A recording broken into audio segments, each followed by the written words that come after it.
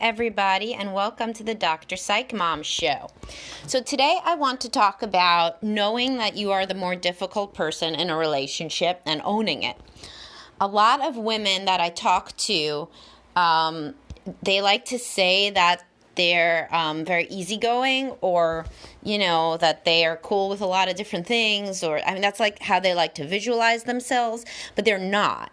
They're just not. They are picky about things, and they are difficult in terms of wanting things a specific way and having a lot of opinions. And this isn't bad. I don't think this is bad at all. But if you're selling yourself as something that you're not, then your partner feels like gaslighted all the time, and you feel unhappy all the time because you're always trying to prove that you're something that you're not.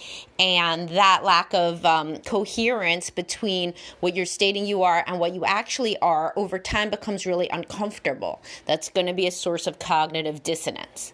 So if you're a highly sensitive person, and I talk about that a lot, and you can take the quiz online, I'll link you to it in the description of this. If you're a highly sensitive person, you're probably pretty difficult to deal with. I say this as a highly sensitive person myself, and also being pretty difficult to deal with.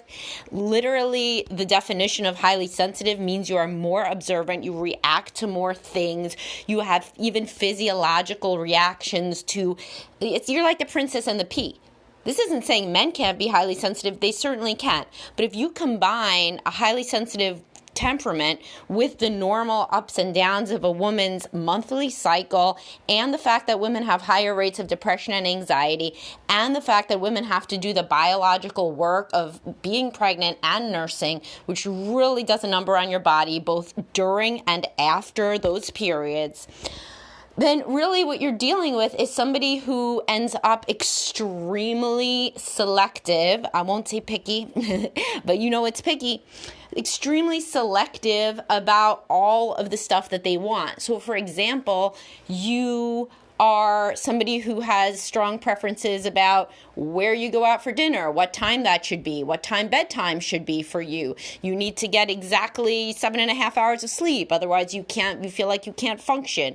You don't like the cold, or you don't like the hot, or whatever. You know what I mean? Even down to the point that you don't want to watch what you don't want to watch on television.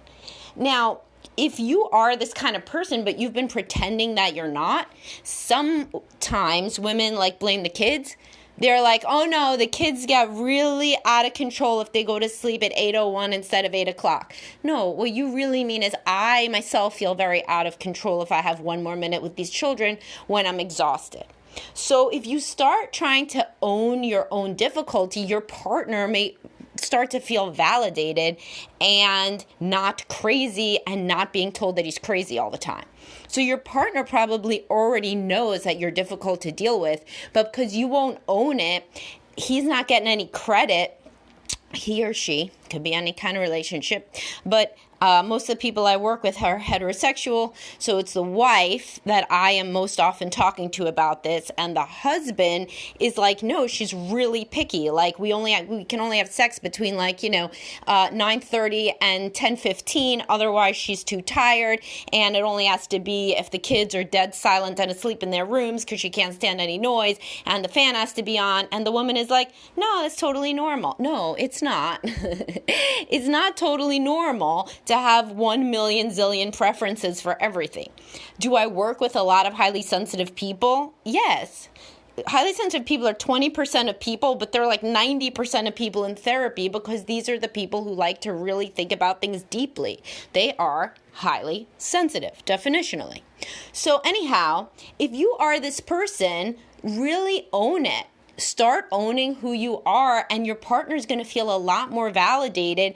And if you're appreciative of how they are flexible, your marriage will improve. So instead of saying something like, no, we have to go get Chinese because the kids like Chinese better, say, I only like Chinese food. I don't like to waste the calories of pizza because I don't like pizza as much as Chinese food. And also, the pizza place has those screens and I don't like the screens. And so I'm very picky about that. No TV during the meal. And so I'm the one who likes pizza. The kids would honestly roll with whatever because they're children. But it's me. And thank you so much for going all the time to eat Chinese food and really never going to eat pizza. So it sounds like a stupid example, but it's really not. This sort of stuff comes up all the time. And usually the person who is always eating Chinese food, they're fine with it.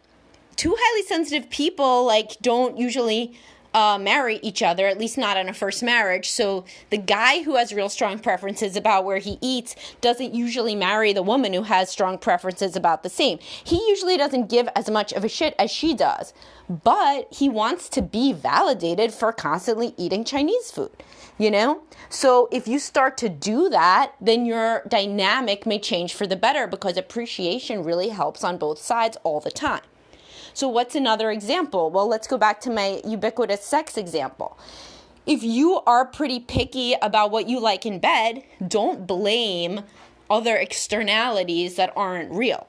Blame yourself. Say, I'm really picky in this domain. I only like it going this way, this way, this way, and I feel that that is the best experience for me. And yeah, maybe that's a little selfish and maybe I'm a little difficult. And thank you for always doing it the way that I like it.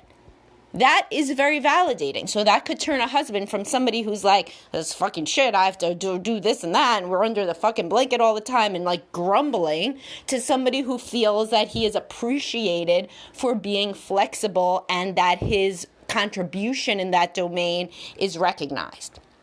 So this is a super important topic because I get people in all the time in couples counseling, and they could save a lot of money if they just recognized what was actually going on in their relationship objectively, which is no small feat. So, of course, that's why people come in to both individual and couples counseling, because it's hard to see your own situation objectively.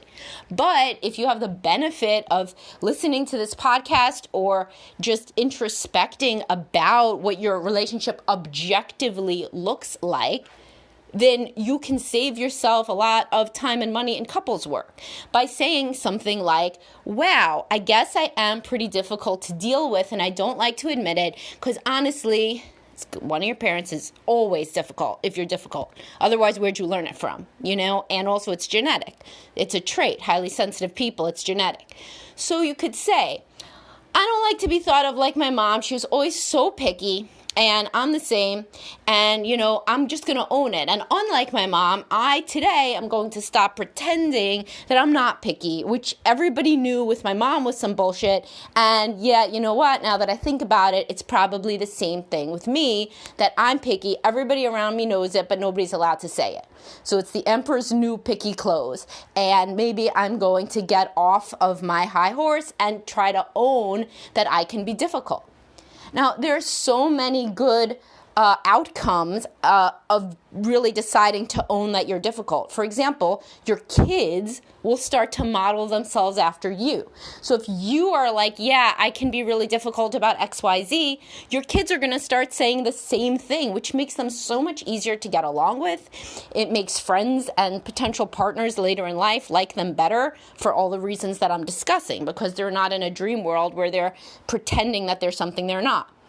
Also, if you start saying objectively how difficult you are, you may start being embarrassed. You may be like, oh my God, I'm saying this all the time. This is worse than I thought. I have specific preferences about everything under the sun. Maybe I'm going to decide not to. And I'm going to decide to roll with getting pizza and having sex at 9 instead of 9:30, or whatever the case may be. You may, when you're confronted with the reality of who you are, decide to work on it and try to grow more flexible, which is certainly something that people can and do achieve. This is what people work on constantly in therapy, is more flexible, open-minded ways of looking at things. This cannot happen if you're deeply wedded to your perspective that you are an easy person when you're not. So there are also very positive consequences on your anxiety levels, because if you are trying all the time to get your needs met and your preferences fulfilled without actually coming out and saying it because you have some aversion to seeming difficult, then you're always anxious. You're trying to control the situation, but passive aggressively from behind, and make other people think that it was their idea to do whatever you want them to do. All of this pressure will go away if you can own your own preferences and or try to be more flexible genuinely. It is a lot of mental work to try to, pull the strings of a situation from the outside and to kind of get your agenda met without getting your agenda met openly. So if you give up all of this work, that frees up a lot of emotional space, and it also makes people like you more, because you're not trying to passive aggressively be like, I don't know about pizza, I don't know, when you know that you don't want pizza, and so does the person that you're talking to, but you're trying to make it their idea to yet again suggest Chinese food. Okay, so these are the various good things that can come of noticing and observing and stating directly that you are the more difficult partner. Now, what do you do if you're married to somebody like this, but they do not admit to being the more difficult partner? Well, you can start to say it. You don't have to drink the Kool-Aid and be caught up in some kind of la-la land. You're allowed to say it. You're allowed to say, I noticed that we never really go for pizza. We only go for Chinese food. And if they're like, well, everybody, you can say, no, I think you like Chinese food better. I love you, so I'm willing to go all the time. I think that's pretty nice of me. You can say that. And if you say that enough, it's going to become the new reality. You can shape the narrative. If you're partnered with a difficult person, don't allow their narrative to overtake the objective reality or your reality. Your reality may not be fully objective either, obviously. Everybody is subjective. But don't get to this place where you feel gaslit in your own life. So try to make more of these open statements without judgment. Don't be like, yeah, you're a real bitch and you only like Chinese food because you like everything the way you like it, don't you? No, this is not productive. What you say is, I know you're picky about where we eat, and so I really try to go along with it all the time because I love you and I want you to be happy. That is something that is truthful, and that can only benefit your relationship in the long run, even if she's snippy about it in the beginning, or he. There's plenty of men who are the more difficult partner. In this case, I frequently see more highly sensitive women in my office that are in this position, but there are many more men who are more difficult as well. So, flip the gender as is relevant for you. Now, something related to this is that if you are the more difficult partner, then you frequently have higher standards for what you expect out of an intimate relationship.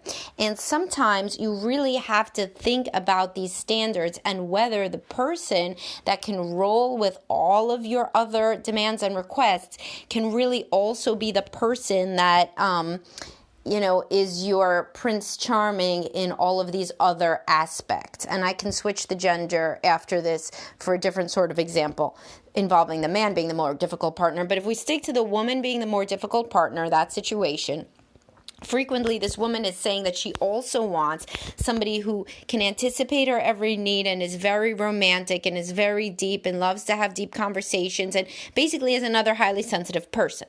Now, if this is another highly sensitive person, then very frequently that person and you would be vying for whose way wins. The person who is laid back enough to let you get your way most of the time is usually not a fellow highly sensitive person, unless they do a lot of deep internal work and make themselves more flexible, or you do. This will usually lead to clashes. So they are not the person who's always going to go to Chinese. They're really going to want pizza. So particularly when women are in the phase of getting pregnant and having babies, they often naturally gravitate towards somebody who they know they can get their way with because this feels safer to them. So this is someone who will also let them have their way on a lot of parenting stuff. But then they are putting this person into a very bad no-win situation when they are wanting him to not only be the person who could be laid back and flexible and roll with stuff, but also be really intense and emotional and passionate when they need him to be. Most people are not both of these things. They're either the laid back person who rolls with shit, or they're the passionate, intense person who has a lot of, competing demands to you. So this is a good time to think about whether you are putting your spouse into a no-win situation because you got him for certain characteristics, like his ability to let you kind of do what you want when things are important to you, but then you also want him to show up in this very intense way that really is at odds with the other personality traits that you want. So in the converse situation where the man is the more difficult partner and the woman kind of is laid back and rolls with stuff, I see this a lot when the man is this really type A, high-strung person, and he likes everything to be perfect. And so, of course, he had to marry a woman who is laid back and flexible and let him, get his way all the time. But then she parents in the same laid back, flexible way. And then he's like, oh my God, you're letting the kids, run wild. Well, yeah, because she has the same personality, the same person that kind of lets you do whatever you want, which you really liked before kids, and always let you get your way, is going to let the kids always get their way too. So if you want your wife, who is the more laid back, flexible, kind of giving partner, to then become a hard ass and disciplinarian with the children, you wouldn't have married her if she was a hard ass disciplinarian type with you. If every time you had you were an egomaniac about something, she called you out, that courtship would never have lasted beyond a day. So she had to roll with your difficulty, and now she does the same for the kids. If you think about it in this way, then you may understand that, yeah, you married somebody who cannot be all things. Just like every human marries somebody who cannot be all things. They cannot be both one thing and the opposite of that thing. So if you or a man or a woman that is the more difficult partner and realizes that you have been expecting your partner to be both things, both difficult like you and passionate and intense and strict in certain ways with the kids and whatever, but also when it comes to you, really laid back and let you do whatever the hell you want because, your way or the highway, then you are really wanting a fictional character or some sort of an android that they may come up with in later years, but is currently not available on the market. So think deeply about this idea, because people get married to people that kind of are the yin to their yang, especially in first marriages.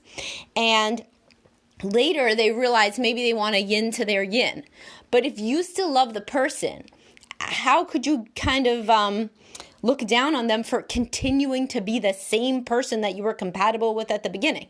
Certainly, sometimes compatibility ends and people separate.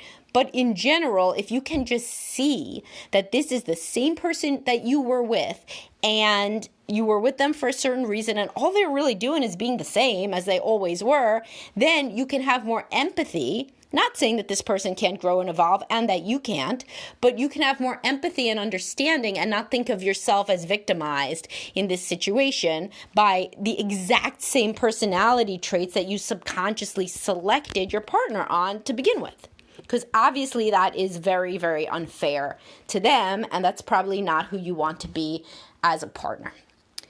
So if this resonated with you, then share it with your partner. You guys should probably be able to figure out which one of you is the more difficult partner. It's not too hard. It's the one that everybody thinks is the more difficult partner. And if both of you happen to be difficult, but, quote, in different ways. Sometimes people say this. So, what they mean is, he has a favorite baseball team and always wants to watch those games, but I like every single other thing my way. So, in that case, the latter partner would be the more difficult one. So, remember, own it. Be grateful and appreciative for the ways that the other partner accommodates you, and verbalize your appreciation for that they let you do all of these things. And if you have also been wanting them to be two competing different personalities, then now would be the time to maybe work on that, right? Because that is an impossible situation. Okay? So if you like this podcast, subscribe, follow me on Facebook, Dr. Psych Mom, follow my blog, drpsychmom.com, and I will talk to you guys soon.